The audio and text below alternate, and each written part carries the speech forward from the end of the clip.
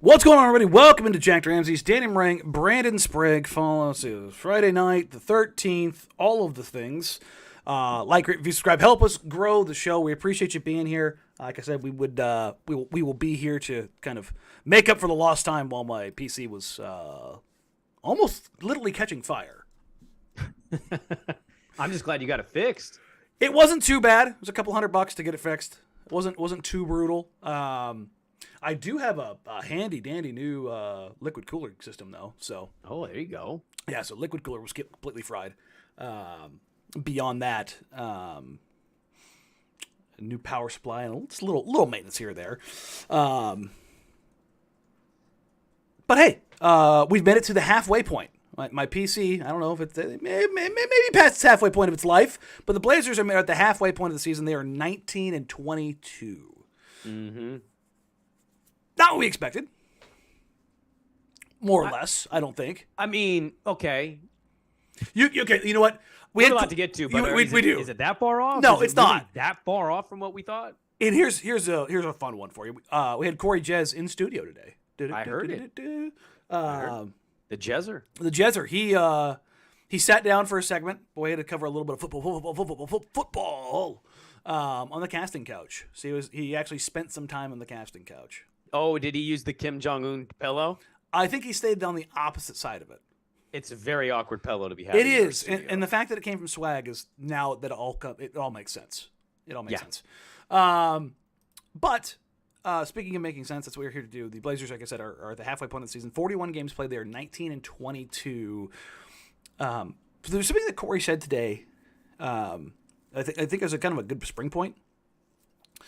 He mentioned during his time, working with the Utah Jazz and working as a director of analytics for the team. For those that don't know, Corey's not just like an analytics dude. He ran the Jazz's analytics department for 4 years. The noise around clutch situations by the end of the year, you can't control anything between, or you can only control between 45 and 55% of clutch situations. Like, you're just not going to win them. Which is why you always talk about clutch situations being a coin toss. Like, you want to err on the side of, like, you want to be the team that wins the 55%, but it's a coin toss with noise. That's what clutch situations are. Which, when you're 19-23 or 19-22, and the Blazers are, I want to say they've played a truckload of games in the clutch. It feels like almost. I mean, how often have they blown teams out or been blown out? It feels like almost a vast majority of their games. Because the clutch in NBA terms is the last 5 minutes of the fourth quarter, right? Yeah, Within 5 points, 5 minutes. 5 points, 5 minutes, yeah. Games played, Portland is 10th, 23. Yeah. So more than half their games are clutch. So, again, that tracks. Half their games. What's the record in those games? 9-14. Yeah. Literally, you think about that, 15, 23 games, their record could be vastly different. It could be 14-9. Yeah. How does 5 more wins look? So 5 more wins, we put them at what, 20, 24 and 18? No, 17. 20, yeah. How good does 24 and 17 look? I mean, you're near the top of the West. 24 and 17 would put you. I know you're above the 6th seed. You'd be fourth. Yeah. You'd be fourth. You'd be fourth against ahead of the Mavericks, who are 24 and 19 with 2 games to play against the Mavericks. I'm not arguing against. It's hard to argue against analytics. Mm-hmm. The only response to that from Corey that I would ask, I guess, in more curiosity. It'd actually be the best to ask a player this.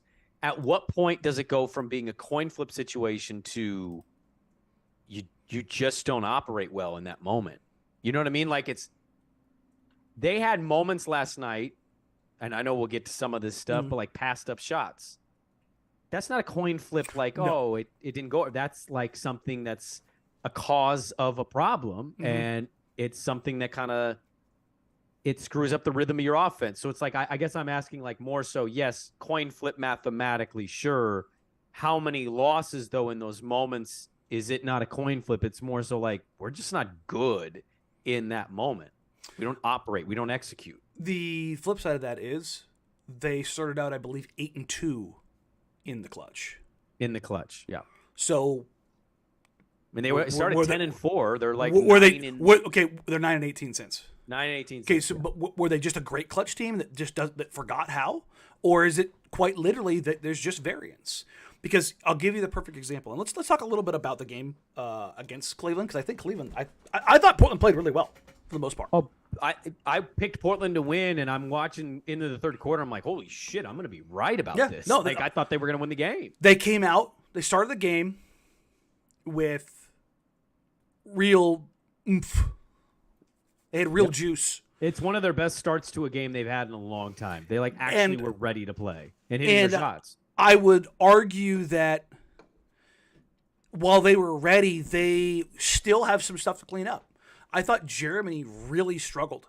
For Jeremy, he finished the night with 4 turnovers. I thought Jeremy had a sloppy floor game. I thought he started pretty strong though. He was shooting the ball. Yes, shooting the ball. He was great. He was 3 for 3, but he had 2 turnovers. Yep. Which for Jeremy, for a guy who he's a play ender, that's very uncommon, right? And I don't think that Portland necessarily lost the game in the fourth quarter. I know that's the thing that everybody is going to point. And that's just Blazers fans. It's just in general. You're always going to look at because the closer to the game you are, and the closer the game is, the more variance you can have. You're a 5-point swing in the second minute. If you're talking about win probability, it doesn't move the scale. A 5-point swing with a minute 20 to go, win probability goes bonk, and it's all over the place. Right. But where I think Portland kind of lost it was that they didn't make Cleveland work as hard as they needed to. Remember against Orlando, Portland came back from a 19-point deficit twice, and then they didn't have the gas. And then they gave up a 15-point run to start the third quarter. Yeah, that sucked. Okay, but you know what Cleveland never had to do was climb that mountain all the way. And I think Portland left them off the hook with their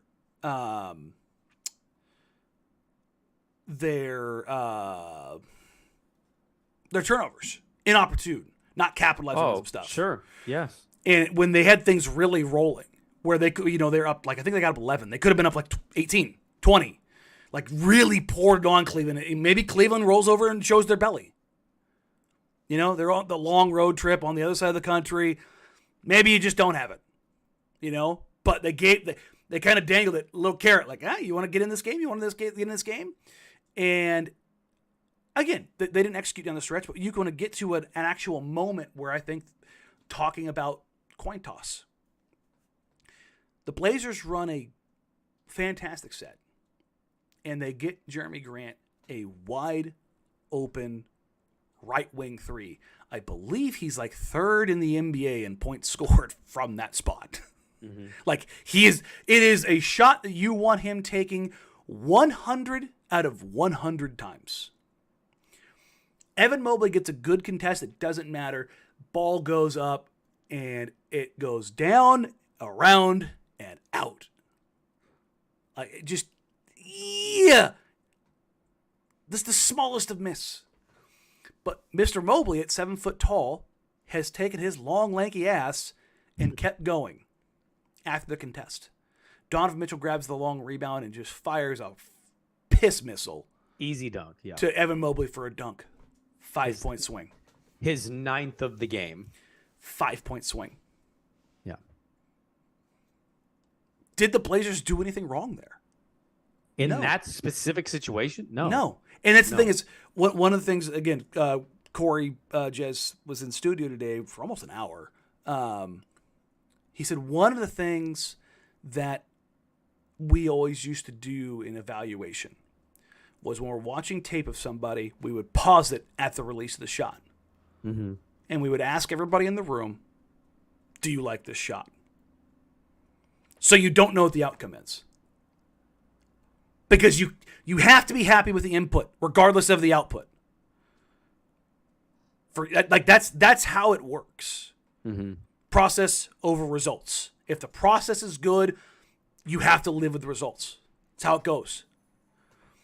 And I thought the process was great. I thought the process was great. We got a comment here about Portland allowing 50 log dumps. Yes, 5 of the first 6 field goals for the Cleveland Cavaliers in the first quarter were lobs. And I think it's an interesting change. The Blazers came out in zone in that first quarter, Brandon, and Cleveland had a better counter because the whole point of the zone was to help corral Dawn and Darius. Which was funny because then Jarrett gets the ball at the free throw line, turns, and it's like, yo, Evan, easy putback. Let me throw this down over and over and over again.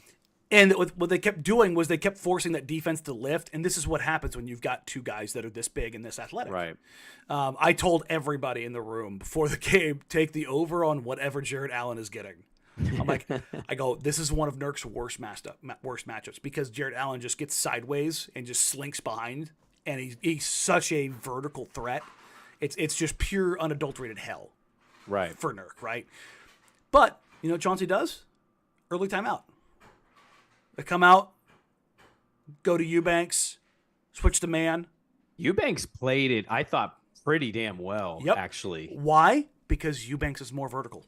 He's more built like them. He's not as tall, but he's super athletic and he's slender. Like, make it just a better matchup. He can challenge guys vertically at the rim. Yeah. And that was the change.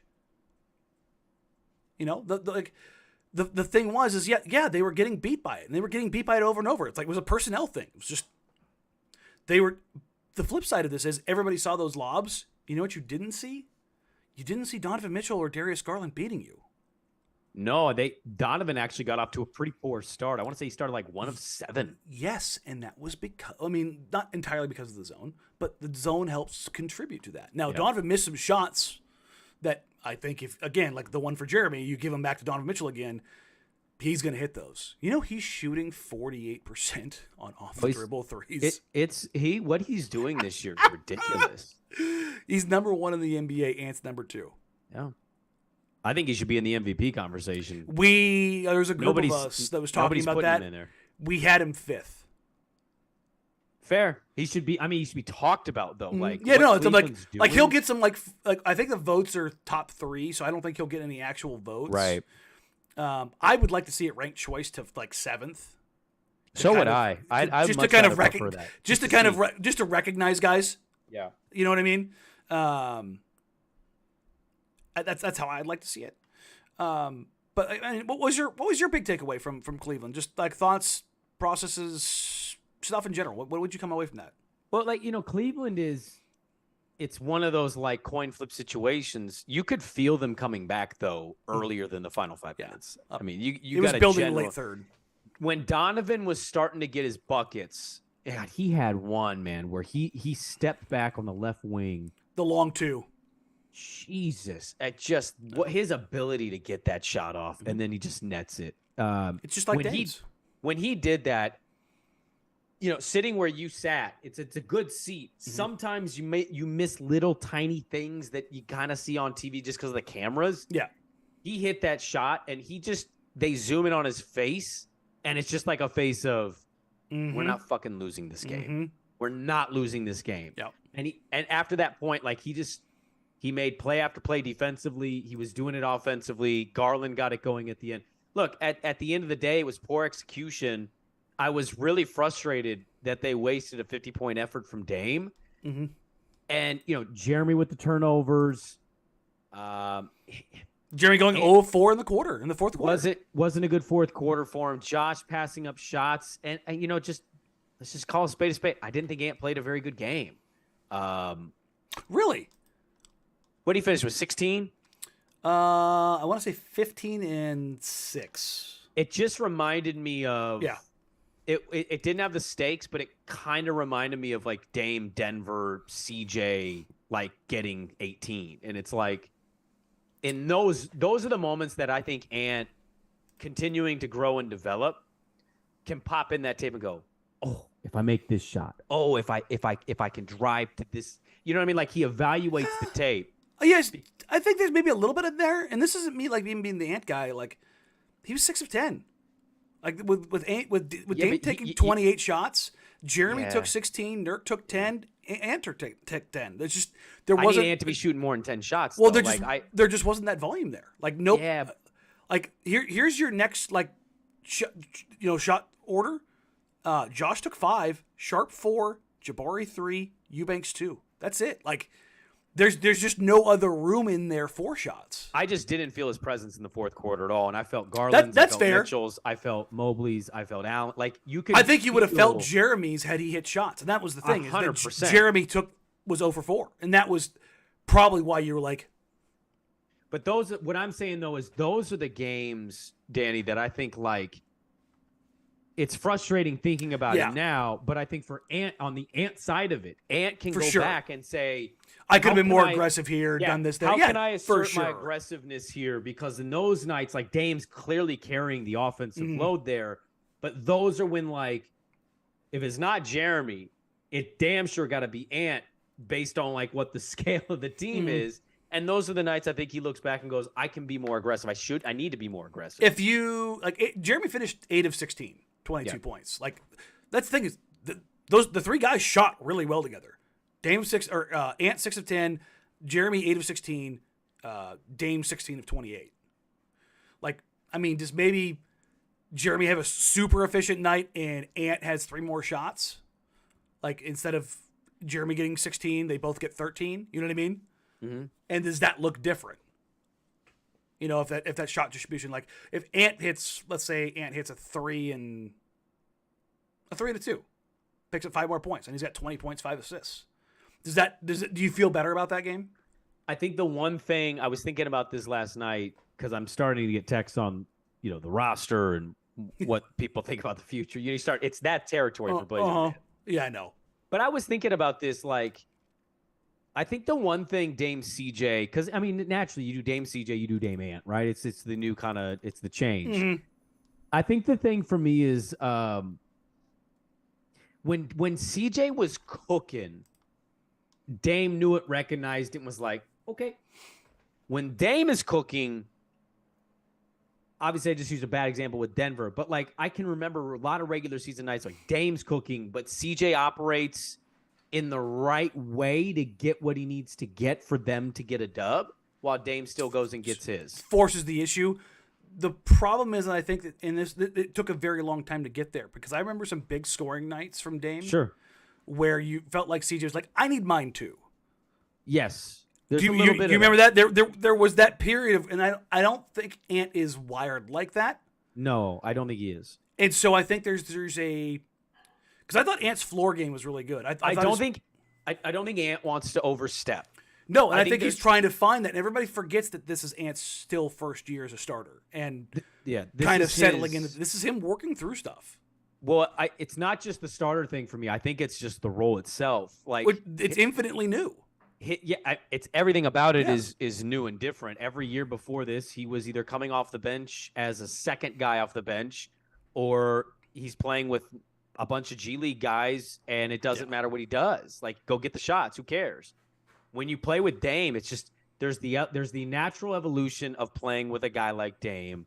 And I think the way Ant played last year, paired with, hey, we need you to do this more this year, I think you've seen this from time to time. And last night I thought was one of them where it was just like Mitchell took it when he needed to. Garland took it over at the very end there. Mobley and Allen had their moments.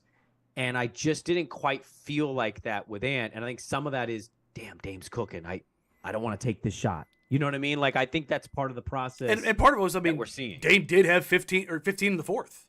Like, Dame went nuts. Dame had 7 shots, which, like, Dame did not want them to lose that game last night. Dame had 7 shots, which, like, if you think about it in a quarter, doesn't sound like that much. You extrapolate over the game, that's 28, which is what he finished with. Like, that's a lot of shots in a quarter. But he also got 6 of 6 at the free throw line. The big thing here when you look at the shot distribution is Dame 7, Jeremy 4, Nurk 4, Ant 2, Josh 1, Jabari 1. There's obviously one more in there. Well, 2 more in there. One of them was turnover. One, I think, turned into a shot clock violation, where the record scratch threes from Josh. Do those, if that's Ant in that corner? I think he shoots it. I mean, I can tell you right now for 100% he shoots that thing. And that was the frustrating part is like, I don't know what it is with Josh and whatever. Like, I know he shot that long. He went over the rim and shot like an air ball over. I don't care. Shoot it. I don't. Yeah, that's what. But what I'm saying is like I don't know if maybe it's a mental block, right? Like sometimes that happens in sports. It's happened to people who don't play pro Sure. sports. It happens to people who do play pro sports. But what I think is like it's more frustrating that I guess as a fan, it's more frustrating that it ends up with Josh in that moment and not in. And again, you can't control everything. No. Like sometimes, as you mentioned, it can be the flip of a coin chaos, right? It's like, well, I got 2 and now I'm kicking. Oh, it's Josh. Sometimes that's just what it is. And as a fan, I'm like, I wish that was Ant because Ant's shooting that shot, and the odds are pretty good that Ant is going to give you the best shot to make that if it's not Dame. And Josh doesn't want to shoot, and like we can critique Jeremy and Ant, whoever else you want. At the end of the day, like you can feel how awkward and not good for their offense those passed up threes are. You can feel him in the first quarter when Josh sat in his locker for 20 minutes. Bro, like at the end of the day, he's just Quick tried to talk to him, and he just nothing. He's got to shoot. He got to shoot the ball, man. Like he's passing him like the first, and he second, knows, third, and fourth. And he knows. But I like don't think he does. No, he does know. Like after the game, asked him this question 2 weeks ago, Yeah, Danny. I know. 3 weeks ago when he was naked and the ladies were crazy, and he was like, "You were like, what? Is there something to that? Like shooting 2 point whatever versus 4?" No. He literally is just like, "No," and it's like, there clearly is a thing. Like there clearly is. There's something there. His rate is still half Does he of have what the it used to yips? be. Is it possible he has a case of the yips? I mean, he's also in a contract year. there you go. I mean, I'm not saying that that's the case. It's just like of things to consider. Like he's in a contract year. Every time he passes up that 3, I feel it. And if I'm feeling it, listen, everybody else. they feel it. I can bro, tell you. shoot. I can tell you unequivocally the team has addressed it. It's like when Shaden gets the ball off of a screen and not being when he's ready. open, and not being ready. He has to do the up fake, the dribble. Let me step over, and it's like, bro, you gotta just shoot the rock. Just shoot the rock. Yeah, we can live with misses. So, it's a thing that they're gonna have to deal with. At the halfway point, let's pull up the old standby, cleaning the glass. Let me pull up the summary of where they're at in the league right now. We're behind OKC in the standings. I know that. I'm not talking about that. I know. Let's look at offense and defense rating. As of right now, offense, please, thank you. Offense, please, thank you. Bolton Trailblazers are 12th in offense, 114.5. They are 22nd in defense. Little worse on defense than I thought they would be. Much worse on offense than I thought they'd be. Yeah, the offense it's glaring. Right? I mean, Danny, we were talking preseason. Like, could this be a top 10, top 5? I mean, it should be a top 5 offense. Given the talent that they got for the scoring, I would. Over the last 2 weeks, the offense is 27th. The defense is 11th. Yeah, and you've seen it. You're feeling that, yeah. Where do you kind of fall at the halfway point of all of this, as when you're looking at that? Well, I mean, I'll continue to hammer the point I think I made on the last pod that we did. I think we're at. I just personally think we're at a point now, man. And I know he didn't score. He didn't even shoot. Like, I still think you need to see Gary in this lineup. I think I asked Chauncey about it down the stretch. I know. I played it today on the radio show, and I knew you'd ask that question because I watched the post game and I heard what you'd asked, and then I heard what Quick asked, and I thought that was an interesting back and forth. But his answer was almost still a non-answer to me. I thought about it, but like, I don't think he did. I think he did, but I also think Gary was at what, 20 minutes already. What's his minutes restriction? Because I don't think I've heard that. Okay, yet. Number one, they have not said it publicly. Okay, thank you. Because I don't. They have not said it publicly, but I heard it was through the grapevine that it was 15. 15 a couple games ago. It Okay. may have gone up to 18, and 20 may be where he's That's fine. at. I would imagine if he's at 18, 20, he's just about ready to ramp all the way up. I just think you and I talked so much about coaching when we started this thing, given what the situation was. Mm-hmm. And I think we're mostly in lockstep with coaching in the NBA. I think maybe we're in lockstep here. Maybe we differ a little bit. I do think there's tiny things coaches can do and tweak that can impact it. To say coaching is a 0% impact, I wouldn't agree with that. It's not the highest percentage. I don't even believe that. Right. So My thing is, like, we can get to like the rotations and who's doing what? I'm just to a point. They've lost 5 games in a row. I don't care what his box score says. I do think Gary would operate a little smoother in what their final lineup would be. Now, again, minutes restrictions be damned here. I'm just giving my 2 cents. I'd like to see him with them. I just, every time he plays, he put Donovan Mitchell in a trench coat. Dude, it's when Mitchell started going cold. Yeah, there was a moment when they were going through reviewing something. Gary and Donovan were on the opposite side of the floor, and they were both doing one of these. The jersey over their face, talking about, and they were laughing. And I saw him talking post-game in the hallway. Right. Donovan knows what Gary does. Yes. He's patently aware of what Gary does defensively. It was pretty impressive what Gary did to Donovan last night. There was a couple possessions where Portland scored and Gary was like, the floor balance had Gary in the corner. They inbounded to the opposite side where Donovan was. Yeah. And Donovan looked and saw Gary on the other side and like, this bitch ain't on me, I'm going. And he just shot down the floor so it wasn't Gary on him. Right. And he got like a couple decent looks out of it. And it happened like 2 or 3 times in like a 5-minute span. It was super, super interesting that he could be like, okay. I get excited when he comes in because I love seeing him. He brings the juice. Do screen and roll with Dame. Mm-hmm. I love that he's not running like Steph, but if you watch him without the basketball, he's always drifting, right? Mm-hmm. He's always lingering baseline. He's not static. He's never just standing in a spot and waiting, and then when he gets it, he's not going to shoot it. He's going to up fake, and then, you're not shooting. What are you doing? And then now it's hot potato, shot clock grenade, bad shot attempt, wasted possession. What was that? That was weird. I think that was mine. Okay. Sorry about that. No, I just want to see it. And I'm to a point where I want to see it. And I hope the next game against Dallas, one of the two, if they have the same result, like I hope Chauncey's seriously considering it. My 2 cents from his answer to you, I mean, did he think about it in the relative sense of like, yeah, I thought about it, but like you're still going hard. I want to see it. If he can get his minutes okay, I'd like to see Gary in that closing lineup. I think it would flow really smoothly. You know, the thing I think is more likely to happen before that is Gary starting before Josh isn't closing.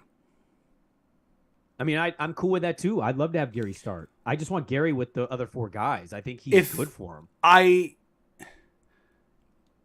don't think Chauncey's going to make changes. Don't get twisted, guys. I don't think Chauncey's making any changes quite yet. At least not to the starting rotation. Now, there's already been a change in rotation. We can talk about that here real quick because this is a good place for it. Because Dame and Ant's minutes or their rotations have swapped. Yes. It's been a couple games now, and it's alleviated some issues. Because Dame is obviously he's a better creator. He's a better player than Ant.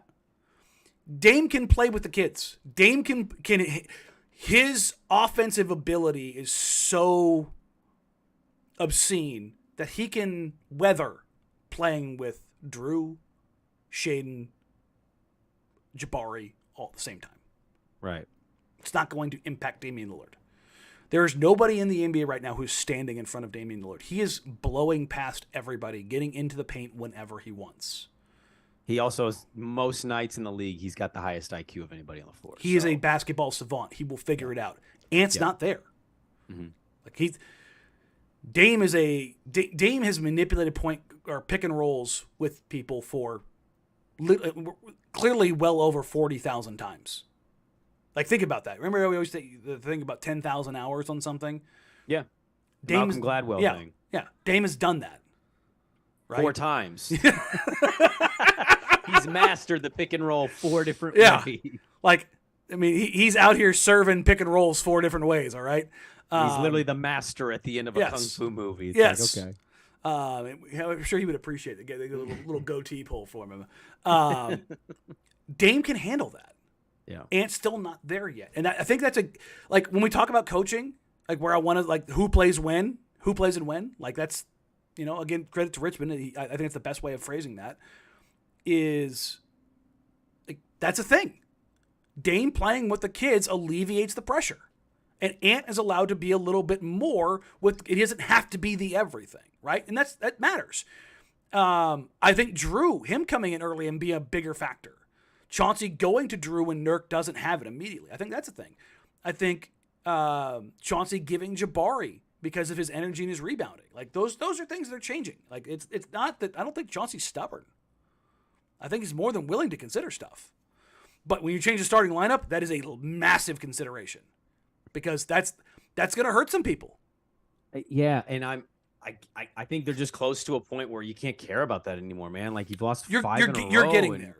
Do you think are. do you think they're closer to like where they were when they were playing well enough than where they were a week ago? Do you think that there's been a change over the Orlando and Cleveland games? Well, I that's a hard question to answer because, like Cleveland, I'd say yes. I'm not saying yes to Orlando. You lost to Orlando, Danny. Of all the games at your homestand, Orlando was like the babies are coming to town, man. The top pick for the Wimbayama sweepstakes are coming to town. That was a win, and you flat out got outbeat to start the game. You came all the way back and tied it just to give up a 15-0 run to start the third quarter. It's like, yo. You can't dig yourself into 15 to 20-point holes multiple times in a game, dig yourself out and win, and then, oh, by the way, you get one night's rest, you're playing again, and this time it's against a better team. Like, this whole, like, either giving up leads or blowing leads thing, this is where I think the mental fatigue plays a factor with them. Not everybody, but I think there's some guys, man, it's just like, hey, we need you to play most of the minutes. It's like, well, shit, man, I just played all the minutes last game, and we blew a lead, and then we came back, and then we blew a lead again. And they're shorthanded. Like getting Gary back has helped. Getting Gary back has helped to lead it. Like last night, Dame played 40. That was Dame saying, "I'm going to do this." Dame did not want. Dame did. No, everything Dame would have played 48. Dame would have played 48 sure. last night if he played him. 100%. And I'll tell you this: Dame wasn't tired last night. Like in the sense of like he didn't have his legs. He was fine in the fourth. The other, yeah, I mean, he had a great fourth quarter. That's what I mean. Like Dame was like, everyone's like, Dame didn't have, he was too tired. No. That game was not I'm not talking about Dame. Well, no, I'm not talking about you. I'm talking about people. I've had that all day. If Dame had his legs in the fourth quarter, I'm like, he had 15 points in the fourth quarter. What are you talking about? I don't want to hear that. But no, I know you're not talking, and I know I'm not talking. Yeah. But what I want to say is like, I'm kind of done talking about Dame. Yeah. Dame I have no concerns about Dame. His health is fine. Yeah. He looked great. There is nothing about last night's game that I'm like, Dame, shut up. You know what I got? You know what I got on last night? More pick and roll. Which was really funny that we suddenly saw all this pick and roll. That was a lot more pick and roll than we had seen against Orlando. I will put my balls up on the chopping block very bluntly and say I would imagine that Dame and Chauncey had a conversation. It really felt like they talked about something. The amount of pick and roll we had to start that game. I want to add one more thing before I forget it. My last point on GP. The other aspect of this. So there was a moment in the Orlando game. You probably remember this if I refresh your memory. I don't remember the quarter, but there was a moment where GP was on the court. And I want to say he was with Dame and he was with Ant, and they're kind of they're on opposite sides of the wing. And GP, you could see GP on the television telling Ant, go to the corner, like directing Anthony Simons. And I think the aspect that I like about that is like, that's another high IQ basketball player. Yes. What they need right now is high IQ, because when you talk about crunch time, some of those Jeremy Grant moments are absolute flips of the coin. But some of their clutch wins that they have, if you go through it, it's like Phoenix twice, the Lakers, they're not great teams. Miami. So Miami, but that's not a great team, right? No. Like some of their clutch wins are you win. Yeah. But they're not against the best teams. Truest, Yeah. The best teams, and that's the real test, right? Is where you're at against them. Because you beat Denver like a drum the first time. They did 135, 110. But I think when you have high level IQ guys, you just get smarter playmaking. And even though Ant is, established as this guy on this team, and Gary's just kind of coming in here, I kind of think it speaks volumes to who Gary is and where his basketball brain is. He's quite literally, he's a 16-game player. He came back and healthy and helped swing the tide in the NBA Finals. Like, yes, he's impactful as hell. That's what he was brought in to do. I know, but it's nice to see. Yeah, I know what you're saying. Yeah, like he knows how to space this shit out. 100%. In the comments right now, over the course of the show, I've seen a lot of people talk about how the vibes are bad with the team. They're not bad. Listen, I will tell you if I think the vibes are bad around the team. I was pretty adamant about it last year. It wasn't hard to pick up. The vibes in the team are not bad right now. They are in a funk. There was the first 3 games. It really was it was a shooting slump and turnovers. The slump was evident. The numbers bear that out. I mean, they just could not hit a shot. They could not hit a shot, and they could not take care of the ball. And looking at it, like, if they shoot, like, it's not that the Blazers shot bad. It's that they shot the worst in the league. It's not that they had turnovers. It's they had the most turnovers in the league. Like, it was everything. The shittiness was turned up to 11. If they just dialed it back to, like, 7. Like, 7. They probably win all of those road games. And it would have been like, ugh. You know what would have happened in those games? You know what I would have said? Yeah, they won, but they didn't win well. Like, I'm a little worried about this team. You know what I mean? That's how I've looked at this stuff always. Like, a win's a win. You are what your record says you are, but also at the same time, like, that wasn't a good win. There's some shit you need to take a look at here. I would have 100% down or Danny that over and over again. I would have pissed everybody off in the comments. But just as from like a vibes perspective, they're not. They have not let go of the rope. They haven't. I've talked to a bunch of the guys behind the scene. They're fine. Well, I mean, I think that was kind of my positive. What's the positive, Sprague? They've lost 5 games in a row and they're falling in the standing. My positive is they showed fight last night. You can make an argument, 14-point lead. Okay, they had 14-point lead early. The league is showing us that the evolution of, the spacing is like 20-point leads mean nothing. I mean, the Bucks, as great as they are, just blew a 24-point lead to the Hawks. Yeah. Like, it can happen that quick. Executed a little poorly. At least you showed fight. And I think that when we talked last, I said these 3 games are big to me because it's easy sometimes in this league for certain guys to be like, you know what? We're not great. I'm just going to get mine. Cleveland, obviously a loss, but you fought. Now you got Dallas twice. Danny, this is huge. They don't have an answer for Luka. That's fine. You throw GP at him a little bit. Like that is, they do have one more wrinkle to throw at him. The downside is they don't have Nas or Justice to throw at him. And that sucks. You know what? No, quick little. I want to see. I just say this. I just want to see them do against Cleveland.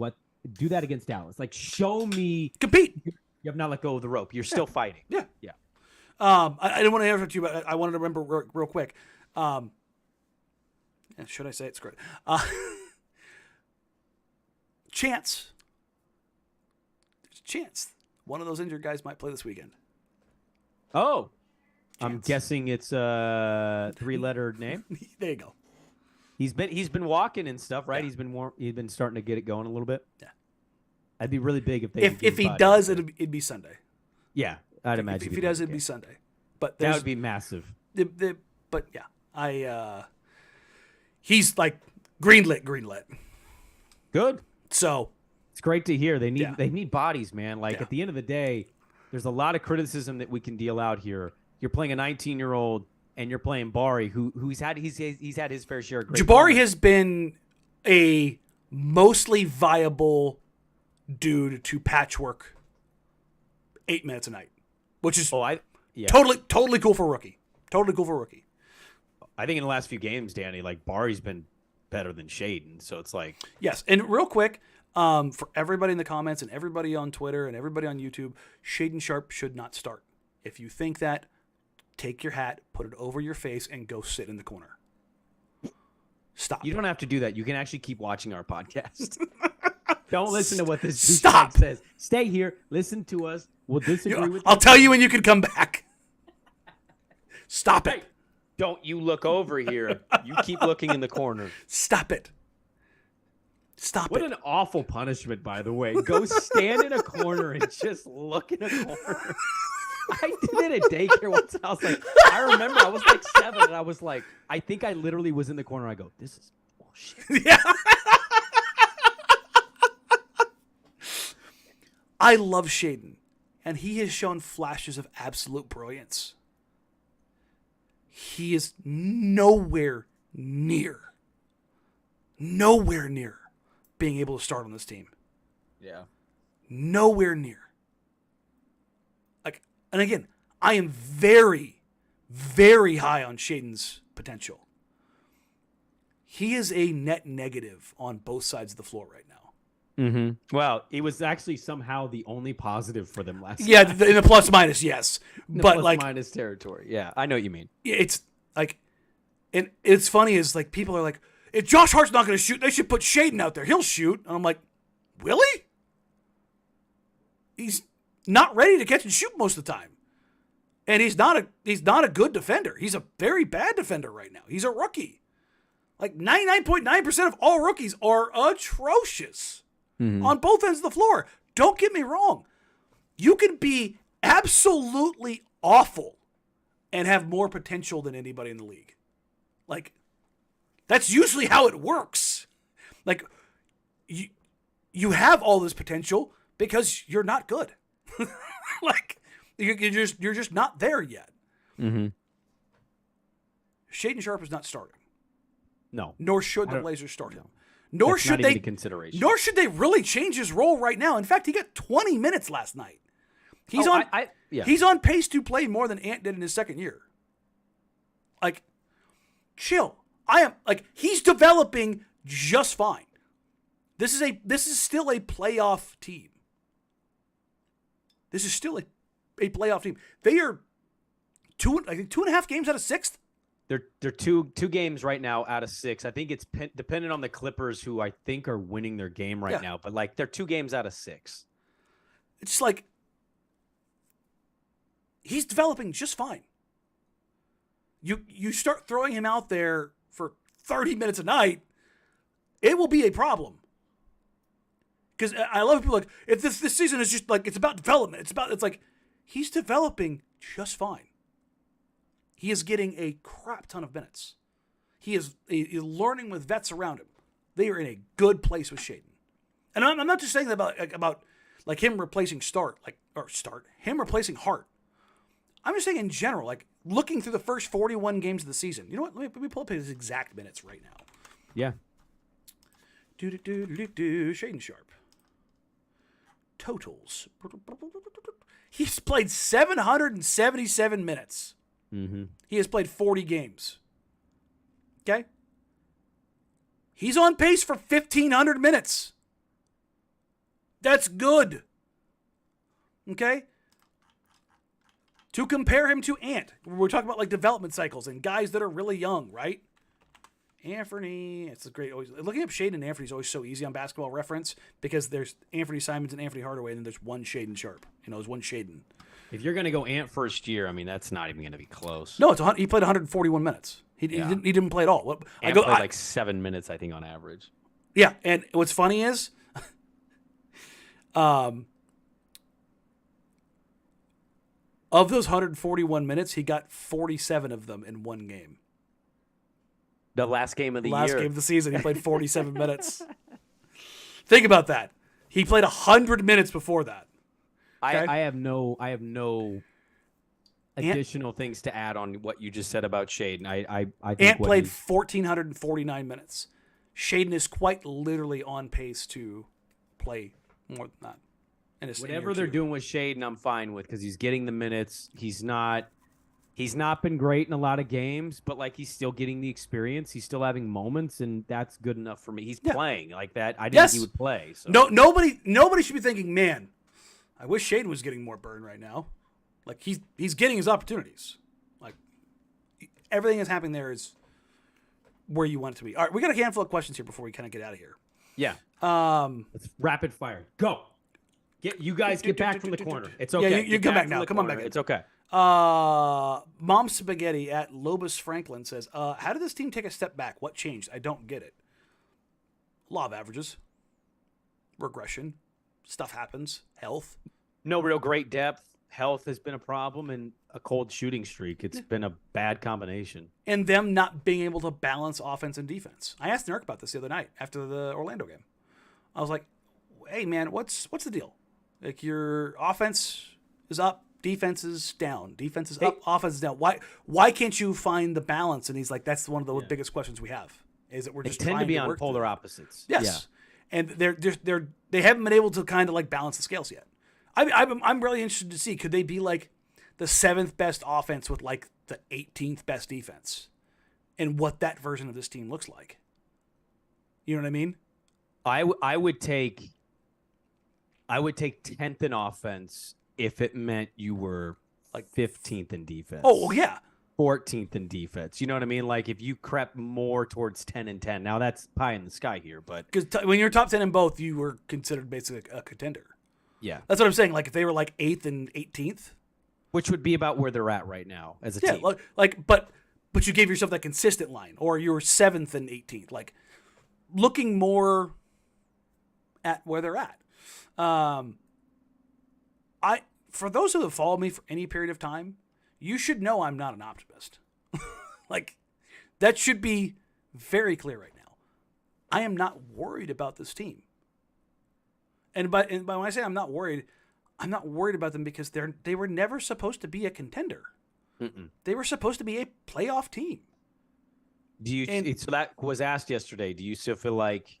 Yeah, and Chauncey said it plainly. Yeah, we're a playoff team. I don't think it'd be quite what he said in the sense of like playoff team who's feisty or whatever. Oh, that's dangerous. Dangerous, yeah. Like I think in any playoff team with Damian Lillard is dangerous. Oh, Dame is dangerous for sure, but that's what I mean. Like when, especially now in the playoffs with how heliocentric teams are. Like, I don't care. Like, Dallas's roster is crap outside of Luka. Sure, but Luka's so good. But that's it. That's the thing. So it's like he elevates them so much. I don't think it's not that Dame doesn't elevate. I just think that like come playoff time, it's about what dudes you have. Luka is LeBron in Cleveland the first time. Yeah, but as I'm saying, like if you're an opponent, do you want to play Damian Lillard in the playoffs? No, I mean your pick of the litter, and especially in the bottom tier of the play-in. No, I wouldn't want to play. Yeah, Damian you're say Denver gets the 1 seed, and their reward for getting the 1 seed is Portland. Do you think they're thrilled? I can tell you the answer. It's no. Well, maybe not, but like also I just think Jokic would be so confident against him. You know what I mean? Sure. Absolutely. But they're not thrilled about that matchup. I just want them to get to the playoffs. Yeah. It's kind of like, that's just like where I'm at right now as a fan and a guy who kind of talks and covers this stuff. I just want them to be a playoff team. Dangerous? We may differ there. But just make the playoffs. That's kind of all I want. Develop Shaden like you are and make the playoffs. See what you decide to do in the summertime. Like, I know they're 3 games under 500 right now. I still am willing to bet that they finish at 42 or 43 wins. Oh yeah, their schedule will have some. There'll be an opportunity for them to go like reel off 6 games in a row. Yeah, there's going to be moments for them to do that. They haven't really done that yet this year, and they always do. From Wayne Hughes at Reading the Water, could the Blazers trade Ant, in your opinion, get the forward they desperately need? I find it hard to believe Josh Hart would bring back a wing that makes this roster move forward. Yes, without Ant, you would need Sharp to make a huge jump in year 2. Working backwards here, Sharp's not making a leap enough to justify trading Anthony Simons and replacing him. He's not. That's not happening. It doesn't. He just has so much stuff to work on.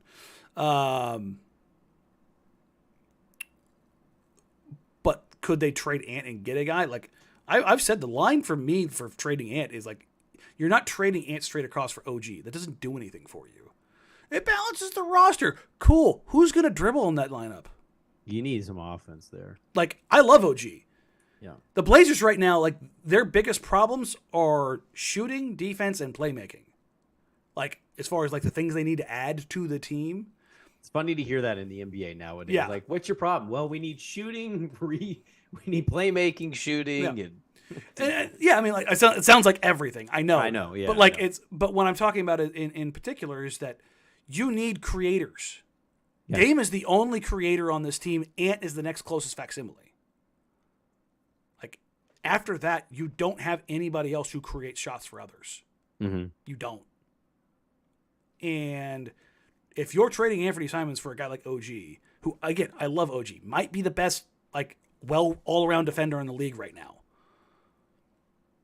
He does nothing for you on the offensive end because he needs to be set up. Yeah.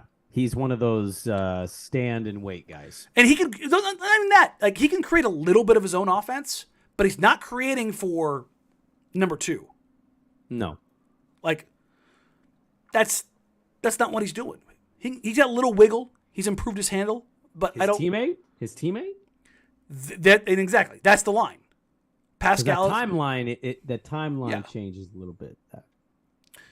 Pascal is the line. He is, because he's 6'9". He can get downhill. He's a playmaker. He's a rebounder. He's a transition monster. He's a multi-positional defender. Mm-hmm. He's a title winner. Like, God, imagine Pascal and Jeremy. yeah. Oh, scary. But, like, you got to go all the way up. Not lateral. This whole balance the roster thing, that's not a thing. No, you need horses. We need horses. Yeah, the whole, like, trade Ant for OG and start Josh. Dame would find you and personally snuff you out because you're now making him responsible for the entire offense. Hey, Dame, I need you to play 48. What? No.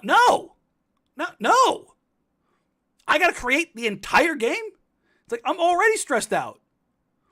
Also, are we just recreating the Pistons that Chauncey played on? Are we starting to score 60 points a game? Like, what's the objective with Like, that I don't think that people truly understand, like, you how don't trade a playmaking player works in the NBA. Well, no, I kind of had that sense when we talked about Ant's contract.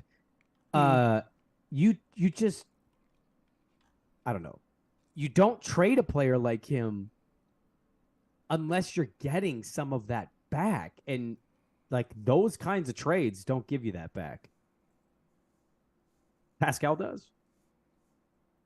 Yeah, and I think that's where you come down. From @NerdRunner, any chance Portland would be in for a bigger creator scorer, even if unproven, like a Rui Hachimura? I don't want to see another small guard who can score added to the roster. Is Hart likely to stay past the deadline? What's really funny about this is y'all are fickle. Y'all are fickle. Fickle. A month ago, I couldn't pry Hart from your cold, dead hands. Man, we have now, people calling us untradeable. Oh my God. I know. Now, I know. my inbox is flooded with trade him. He can't be a guy. He's not this. Not only can he not shoot, now Hart's not a good defender. He's just not even a good basketball No, player. he's bad. He's terrible. He's horrible. It's like, wow. From untradeable to just get rid of him. It's just like, huh? Like, Josh Hart is a winning player. He is clearly in a funk. Yeah. He has some setbacks, some drawbacks in the sense of, like, when he gets in transition, it's the same thing. Get downhill, go left, finish right. He had one against Cleveland. He had one where he had Ant out in front of him, and he probably should have given it up. Knowing Ant, he probably would have gave it back. But instead, Josh and ends up in the first row, and I think he landed on one of the camera guys. But as far as is Hart likely to stay past the deadline, I know the organization loves him because of his mentality. Mm-hmm. I know that. But if the right offer comes around, considering his contract situation, if they're not sure they can re-sign him, they need to get something for him. And I don't, knowing what I know about Joe, he's not going to let him walk. No, he's going to lose it for nothing. So, is he likely to stay past? Are you a Kuz guy? I would. Here's the thing with that. Yeah. In a vacuum, I am not against Kuzma. He's not my favorite player. It's not the move that I think. But he's about to get paid. He's no longer going to be on his value contract. His contract's expiring. Hold on. So I got it right here. So he'd have one more year. So he's on an option year, isn't he? I'm almost certain. Oh yeah, it's player option. Yeah, okay. Yeah, he's going to opt out. Yeah, he's going to get paid. You're right. He's probably going to be like 20 plus a year. And like, is that no? Because he's at 13 the guy now. And like, is that the guy you want to pay Is that another guy you want to pay $20 million? I'm like, you've got Dame, you've got Ant, you've got Nurk, you've got Jeremy, and Jeremy's outplayed his extension. Well, I mean, like you sent out a list before we did the pod, and his name is one I've been thinking about because of the Wizards. And I didn't know he had a player option. I looked at his deal earlier and just totally looked over that part of it. But I like him. I think he kind of gives them some stuff that they could use. But you're going to commit $20 million to him. Like at the end of the day, you basically commit yourself to that. If I say you could commit $20 million to one of two players, okay. Or let's say 18 to 20 million to one of two players, Cam Johnson or Kyle Kuzma.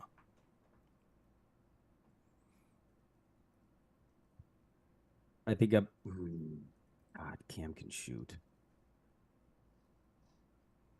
And he's a better defender. I know. Kuz won a ring. Also, Kuz also is the better playmaker.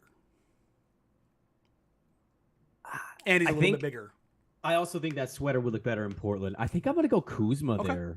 That's not an easy one to pick, though. But that's like that's a tough thing to decide. Those are kind of like when you're looking like sliding doors, like that's what you're kind of looking at, right? The list that I put out earlier, like I'm starting to put together my own without talking to people in the league in the sense of like Portland's going after these people. The list of like guys that could be had.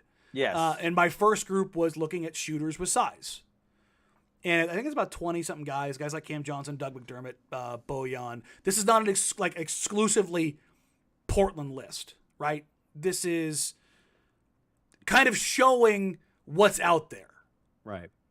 And there's some names on there that I think are helpful, but it's a tough list, and it shows you just how hard it is to find shooters with size. Mm-hmm. Andrew says, why are we talking about small forwards when we need centers? They don't need centers. They need a body. Centers is not they need a more versatile big, but they need playmaking and shooting with size. Both of those things. And they're the two rarest commodities in the NBA. What's interesting is there was two ways that I sorted this list. The one that I put up there was sorted by 3-point percentage. Mm-hmm. When I change it and sort it for assists per 100, the list goes like this. Josh Richardson, Kelly Olynyk, Devin Vassell, Kyle Kuzma, Bojan Bogdanovic, Jalen McDaniels, Cam Johnson, Doug McDermott, PJ Washington. When I flip the list by assists, I think the list makes more sense. Get a guy that's got a little bit of playmaking juice, some size and some shooting. I think that starts to make sense. Now, and I think it also, you can trim that list down and you could probably cut out Olynyk and you can cut out Bogdanovic with their age. And then you start looking like, and Richardson's maybe not there, and you end up at like Cam Johnson, Jalen McDaniels, Kyle Kuzma, Devin Vassell, McDermott, and PJ Washington. Mm-hmm. And I think that's kind of a list of guys that I would probably start looking at. Sadiq Bey's in that list, but he's less of the playmaker. Same with like Rui Hachimura. Right. Well, Rui's actually having a nice little run here for himself. Yes. Last couple games. The Spurs are clearly shutting this down. I think the Spurs are, and that's ultimately what I came to. Keldon, McDermott, Vassell. I think those are three guys that are like, They're gettable. Interesting. Like they aren't cheap. Like No. McDermott's clearly the most available, cheapest Sure. version of them. Like as you go up the list, like Keldon's not going to be cheap. But you want impact, and It's Keldon is impact. Impact ain't cheap. Yeah, no. But like that's kind of gets the wheel turning at least on like where I think Portland could go. But as far as like getting a bigger score or bigger creator, yeah, like Keldon and Vassell, I think are both listed at 6'5". I think they're both bigger than Hart, seeing them in person. Mm-hmm. And Keldon's a dumb built long, dude, man. He's Yeah. dumb long. McBuckets, like thinking about guys that I would want off the bench. Oh, I love a Dougie McBuckets. Because that's a guy you can give the ball to and he can just cook. Kyle Korver with LeBron, baby. Just Like- bring him off. Let Dame get him. And honestly, if you're running that second unit with Ant having a movement shooter, Mm-hmm. like, is he a great defender? No, but is he super expensive and do you have to run a ton of stuff for him? No, because he's just kind of plug and play. Do you think Dougie McBuckets is more up the avenue that they look for in season versus reevaluate end of year, make big splash potentially in the summer? I think they're going to try to add I'm going to say a dirty word, an incremental adjustment. Yeah, that's kind of what I feel like they're going to do in the trade deadline. Yes, like situation. I would imagine something along the lines of like Justice's deal is they only have early bird. They don't have full bird rights on Justice, and his contract's only like 4.1. But if you put his deal together with like a Keon, now you've got like $7 million to work with, Mm-hmm. and you can go get a guy who's close to that, right? You do like a 2-for-1, and you're just kind of bringing guys back, like a Chetty Osman, a Doug McDermott, or hell, do the Knicks are they done with Obi Toppin? Like, do they just not have room for him? Do the Blazers look at maybe trading Hart? Do you think the Cavs are open to trading Osman? Yeah, I think, but I don't think that they're trading him. Like Chetty's like not a deep bench, but he's like their ninth guy. Yeah. I don't think Portland or Cleveland is trading him for like a 2-for-1 deal. I think Gotcha. they want to get better there. Right. Like Cleveland getting better at the 3 is the difference between them being like a good playoff team and them being a title team. Yeah. Like I think that's how that ends up working for Cleveland. But do the Blazers take a look at a guy like Obi? 6'8", super explosive, has shown some stuff, younger. I don't know how much they value him. The Blazers, I mean. I know the Knicks like him, but he's not exactly burning up minutes in New York. Knicks fans are a little torn on him too. Yeah, I think there's a divided camp. But like I think those are the kind of moves that they make in season. Summer, that's when the big move comes. That's what I tend to agree with too. Is like I think you make a move and look, every time Portland makes a move, let's just be honest, we make a move and it's like, yo, we got so and so. Here we go. We love every move. Or we do it last year and we trade. We go, that's all we got for so and so. And so it's like there's really no in between. It's not going to be like a vast majority of people going, that was an okay move, not the greatest, not like a huge needle mover, but something that should help. We don't really get that here. I think. Well, that's... they did get Jeremy. No, I mean during season, like in season type trades, like. Yeah. It's just never quite like Norm Powell was a good one of that, right? It's like some people were through the moon on that and thought that was, oh, here we go, we got another guy. It's like, well, you got 6'3", 6'3" guys, okay. But like, I just think they're gonna make a smaller-ish move this year, not put themselves behind the 8 ball with a contract. And then I would imagine that I would be willing to bet that they make their big swing come off season. Joe Yeah. evaluates everything and says, "All right, I'm going all in here." Well, in the summer, teams can talk themselves into being torn down. Yes, they can. In season, it's harder to do. Yeah, right. It's really what it comes down to. We're 3 weeks away now from the trade deadline. We're starting to get a little bit closer. Hence why I'm starting to do just a little bit of trade content. Like starting to lift some rocks, see what's out there. You're starting to be the fishing guy from the goddamn commercial with the dollar. Oh. Gotta do better than that. We're all just like, Gotta do better than that. gotta do better than that. Such a good commercial. It was. God, it's so good. But yeah, I would imagine we will start hearing a little bit more. I will start hearing a little bit more. I'll tell you that. And here's the thing. It doesn't mean that the Blazers can't make a big deal at the deadline. I just don't think it's likely. I mean, Sure. the default switch should always be unlikely. Yeah. Holdall is always like, I don't think they're going to do anything ever. It's because the most default situation is not trading. Coward. Most teams don't trade. That's what I said. Coward. Coward. But, yeah. I can imagine where things kind of end up going from here. So, I think we'll wrap up on that. Just kind of, I think it's a good synopsis of where we're at with things. Got 2 games back to back, Dallas. What I think we'll do is, what time is the game on Sunday? Is it one of them early afternoon ones? I can't remember. Sunday. It's at 6.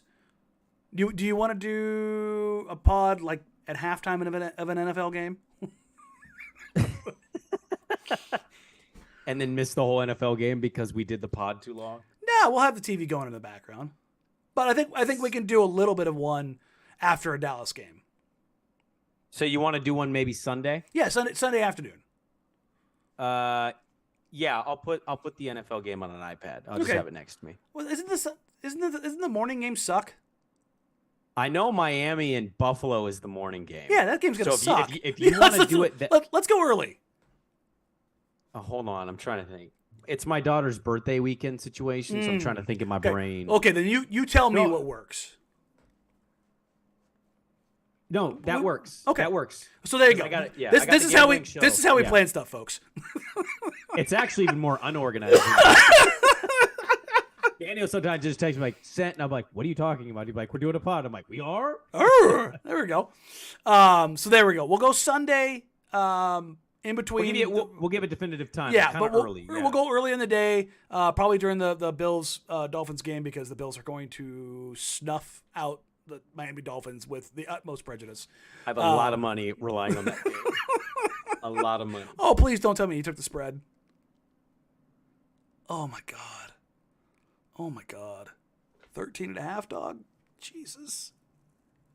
Skylar Thompson scored 9 points against the Jets. Listen, I'm just telling you, Skylar Thompson sounds more like a porn star than a football player, okay?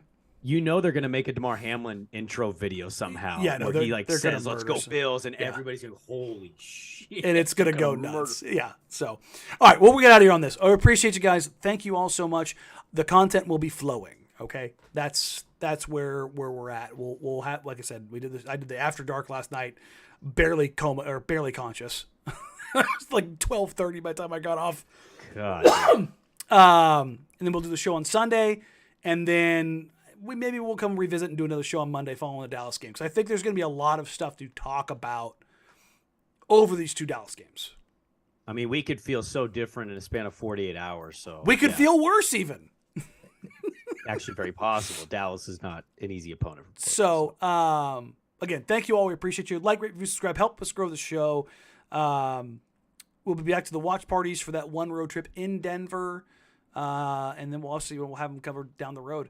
And then post hip surgery, for any of the home games that I'm not going to for the first couple of weeks, we will flip those into watch parties as well. So, and those will be open to everybody, just so you know. That's a little treat for everybody. Other than that, everybody have a fantastic night. Go enjoy Wild Card Weekend, and then show up at the Blazers Mavs games in the next 2 days. Take care. Have a wonderful night. You can find us on social media at Jack Ramsays, at Danny Marang, at Brandon Sprague. You can email the show, jackramsays@gmail.com. Other than that,